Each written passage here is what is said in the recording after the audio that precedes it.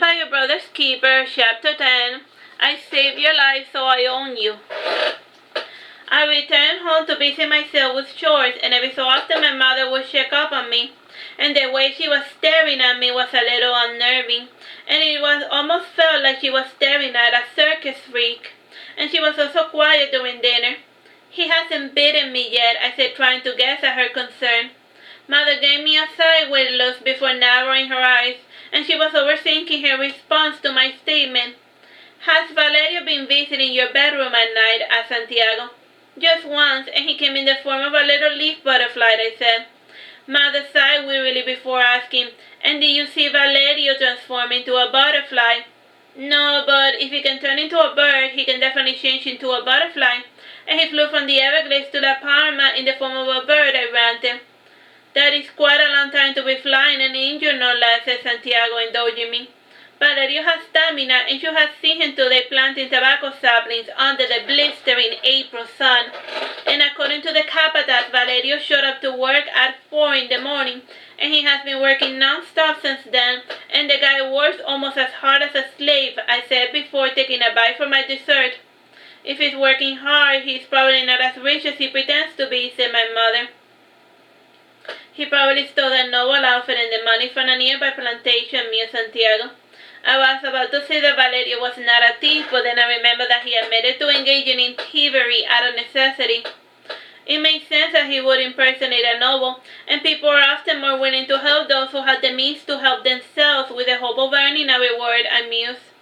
I read a bestiary about vampires and other bloodsuckers until I felt tired and asked to sleep.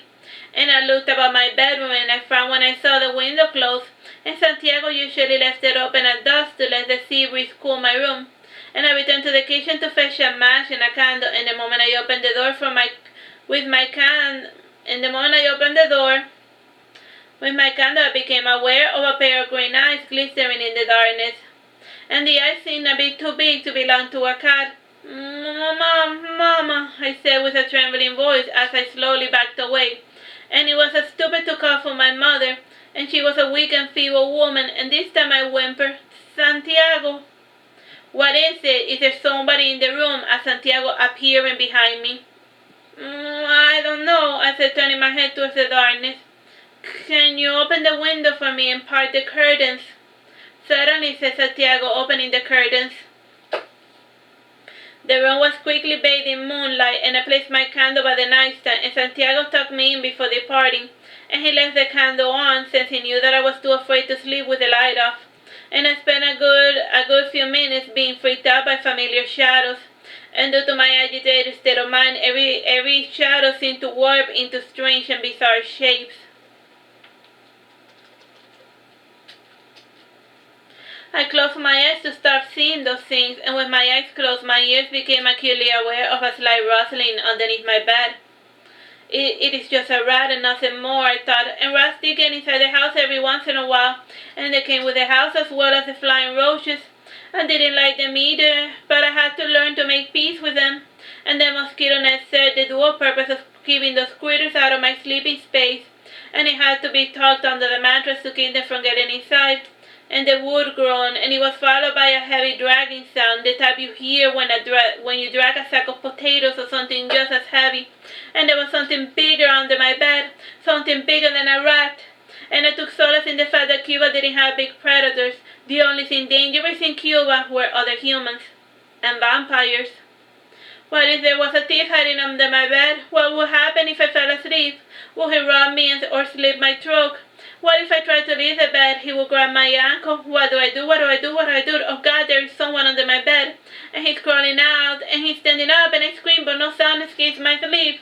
Mama! Oh wait, it is just Valerio.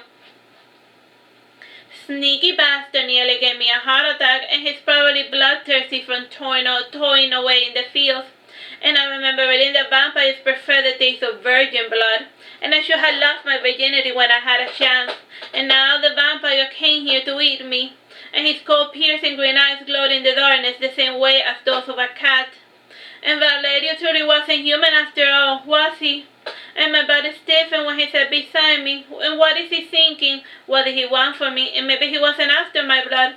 and he still had one in your hand, but his fangs were as deadly as ever. And what would he do to me if I resisted? You don't snore, do you? Asked Valerio. I had no way of knowing. I whispered. What do you want? Shelter. The good doctor felt that I was healthy enough to be released into the wild, and the broom closet he got from me at that plantation didn't sit right with me, so I came to slum here instead, said Valerio. I didn't invite you into my room, I protested. But your room is inside your house, and once you invite a vampire into your home, there is nothing you can do to make him leave, said Valerio, giving a sly smile. I'm going to ask my mother, I said, sitting up. I'd rather you didn't. The woman hates me, and I hate her as well for that reason, said Valerio, standing up. If you don't want me here, that is fine. Just tell me that I'm not welcome in your house anymore, and I will leave. Is that how you get a vampire to leave your home? I asked, resting my head on my pillow. I owe you my life, whether I like it or not. I am duty bound to repay my debt to you, no matter how long it might take me. If you can get into a life and death situation, it will make things much easier for me, said Valerio, giggling. If you want to repay that debt, I advise that you return to your broom closet. It might not be glamorous, but it's better than nothing, I said, pointing to the window. How about if I pay you to lend me your bed for the night, said Valerio, bringing out a wad of bills. Where do you get that money from? I asked, worried. Did you steal it from your new boss? No, I'm not that stupid. I acquired it last night when I went to the cabaret, said Valerio casually. Acquired it from whom? I asked. From some rich guy. Who cares? I don't know. It is not as if anyone makes it in this world through honest labor, said Valerio dryly. My mom's family makes their money honestly through ranching, and my father, he was a doctor. He was a good man, I said, raising my voice. You can believe whatever helps you sleep at night, little Ambrosio, said Valerio before jumping out the window. Valerio, wait, I whispered. Yes, what is it, said Valerio, returning to my window. I will lend you my bed if you do something for me, I said, playing with my fingers nervously. Who do you want me to kill? Asked Valerio, folding his arms. Why, nobody.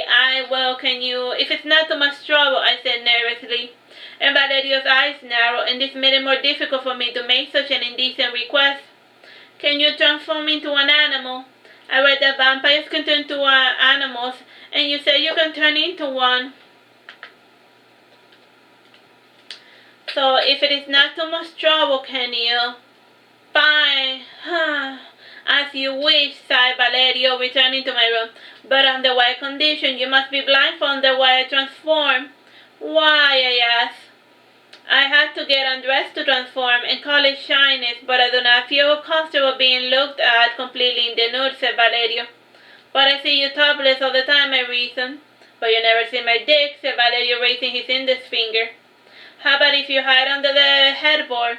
And I said, trying to find a middle ground. I don't trust you, said Valerio, and you are a little too curious for my taste, and you know what they say, curiosity killed the cat. In the end, I was forced to wear a stupid blindfold, and I waited for what felt like an eternity. And just when I was finally starting to lose my patience, I felt a giant cat paw in my hand. And I trembled from head to toe when I felt more of the creature known as Valerio rubbing his head against my shin. And I removed the blindfold to confirm with my eyes what I already felt. Valerio had indeed turned into a big cat, or a Florida panther. And I touched his face, his whiskers, his paws, and his shoulders. When I made a motion to touch his tail, Valerio bore his fangs at me as a warning. And I decided not to push my luck with such a dangerous, powerful individual. Can you move closer to the window so I can have a better look at you? I asked. Valerio shook his head in response, and apparently in his cat form he wasn't able to speak. Valerio placed his paw to his eyes, and he repeated this motion twice before placing his paw on my wrist. And I pouted when I realized that he wanted me to put the blindfold on again, and I did as he asked. And it was late after all, and the poor pastor was probably tired from working so much, and here I was forcing him to put on a good show. Valerio returned to his human form quickly, and he pushed me aside to monopolize a good portion of the bed and 2 pillows. And I was forced to go to the closet to get 2 more pillows for me to snuggle with. And I lie sleeping on my side, so I always need a pillow for my arms and my legs. And Valerio was the same as well, so he took another pillow for his legs.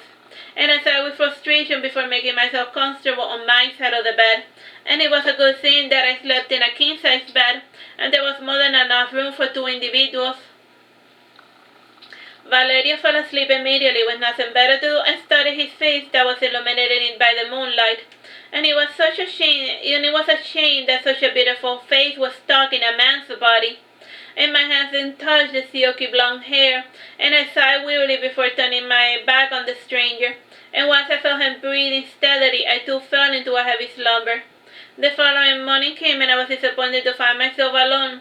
And I went to the neighbor's farm to fool about with my friend, and I laughed gleefully seeing both brothers toiling away in the fields. And they could have used animals to sow the seeds, but they were being forced to do without them. And I felt that it was a little too bit extreme, but what do I know about discipline? The worst I ever got was a serious talking to. And I went to assist them with the chores, but Laura shook her head. The old hag is washing, and if you help us, it's going to be another week of back-breaking labor, warned Laura. That long shift seems a bit overboard, I commented. That's what I told her, and it's not as if I went overboard. I just drank and danced a little, said Laura, pouting. Maybe Valerio told Grandma that I pickpocketed him while he was unconscious, said Ignacio, lowering his head. You did what? Asked Laura, surprised. Don't give me that look, sister. I hauled him to the hospital. I merely took the transportation fee, said Ignacio. And it was not as if the slave could take Valerio to the clinic without looking suspicious. And he needed us to go along with him in order to excuse why he wasn't in his post. I still can't believe that what's-his-name got decapitated by his slave, said Laura. You don't know the half of it, Ernesto. That is his name, by the way. His master was his own father, I said. Say, wow, said Laura, more shocked. Why am I just finding out about this? Tell me everything. Well, I said, trying to think of a good lie. Ernesto didn't like how Gallera was treating Valerio and me, and he went nuts when that pig pulled Valerio by his wounded arm. So then Ernesto grabbed the nearest weapon, a machete, and with one clean sweep, Gallera's head rolled. Why was he being so rude? What did he say? Demanded Laura, who was itching for the gossip. And she was no longer gardening. Rather, she sat down comfortably on the dirt to hear my latest ramble. And I looked towards the house, and I noticed